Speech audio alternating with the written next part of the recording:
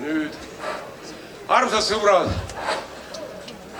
ma tean, et pooled vähemalt teie hulgast teavad seda vana tantsulugu, mis pidi saama ju 70ndate lõpus Eesti rahvatantsupidude sisse kõndimise, sisse tantsimise lauluks, kui kaunid, imelised Eesti noored rahvariietes, see on minu nägemus, kõnnivad Kalevi staadionile selle loo saatel.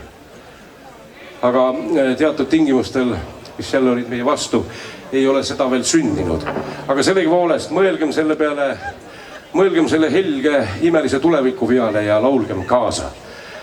Te teate kindlasti seda lugu, mis on küll samal ajal umbes Inglismaal loodi samateemaline lugu.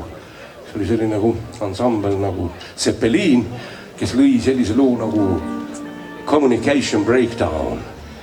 Me ei teadnud siis, et nemad ei teadnud meie lugu, me ei teadnud, eks ole, ja õhus. Tol ajal olid õhus sellised teemad ja kujutage, praegu on ju läinud ainult akuutsemaks.